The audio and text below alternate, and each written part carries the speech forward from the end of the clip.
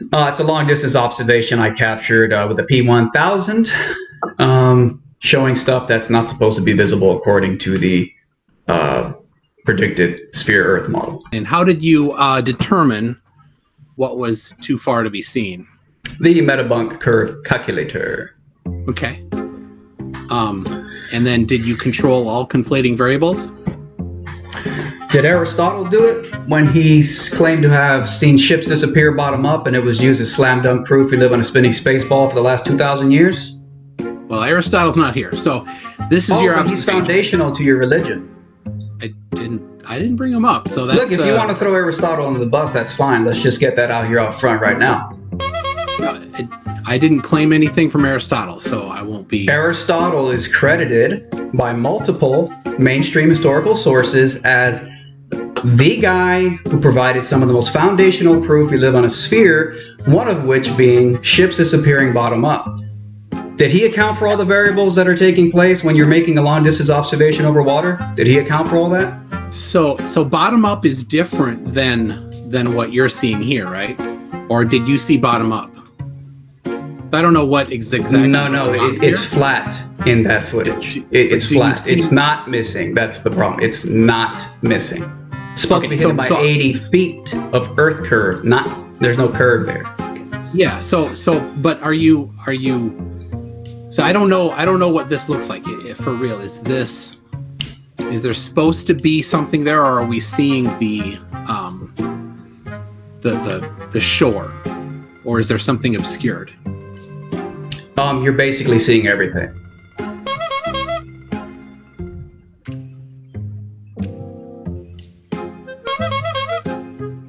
Now, in all fairness, I went out and I went to that observation point multiple times, and sometimes there was obstruction. It's true. And maybe that's why you asked me, did you account for all the variables? Because there are atmospheric anomalies. That's not the variable I was concerned with. Okay, but did you take into account the actual conditions? Like, do you have the temperature at the yeah. Well, I go back to my original point. Did Aristotle take that into account when you guys put it in the textbooks for 2,000 years as slam dunk proof we live on a sphere? I've not written a textbook. If it was good enough for Aristotle, why isn't it good enough for me? Well, see, you have to understand, bro, that when you ask me, did I take into account every variable? What you're saying is Aristotle failed in his observations, even though it's been used. Here's a clip from National Geographic. National Geographic did a hit piece on flat Earth recently, and they said that, and here's a quote. I'm going to go ahead and play it for the viewers. I'm going to play this real quick. You'll start to lose the stripes. One way that Aristotle proved 2,000 years ago that the Earth is a sphere. Over here. Well, I'm going to quote you I'm going to quote it for you real quick.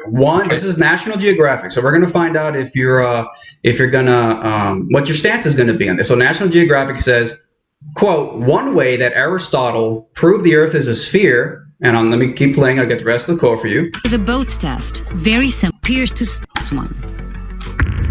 As a boat approaches the horizon, Aristotle proved 2,000 years ago. The Earth is a sphere. The Earth is a sphere.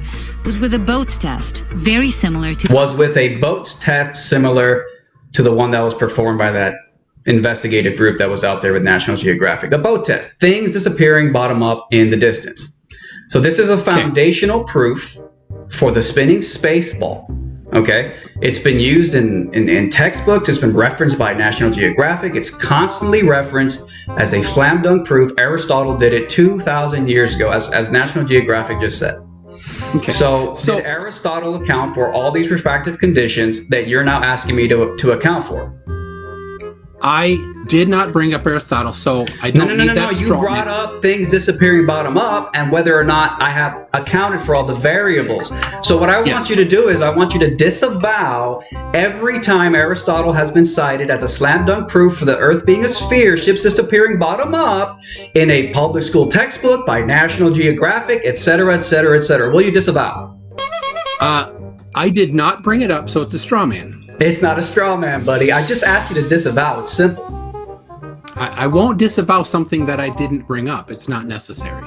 should Aristotle have accounted for all the refractive and atmospheric conditions? If you want to talk about here's the deal. He's running, guys. Come on, Mctoon. Just admit it. If you're going to demand that I have atmospheric conditions accounted for, why didn't Aristotle, when he was put into textbooks for all these thousands of years? All right. So seeing too far versus. So he's just going to ignore the question, everybody. Absolutely. Watch it. It's a straw man. I will ignore a straw man. Incredible. Why does Aristotle get preferential treatment? Seeing things obscured bottom up is is a glober? From seeing too far. Sad, man. Right? Very They're sad. related, for sure. That's very sad. So independent of the distance that you see something, being obscured bottom up doesn't tell you anything necessarily about the radius of the Earth, but it tells you there's something blocking. So are you going to make me account for all the refractive variables that you demanded a minute ago? Absolutely. I'm going to insist that you do that.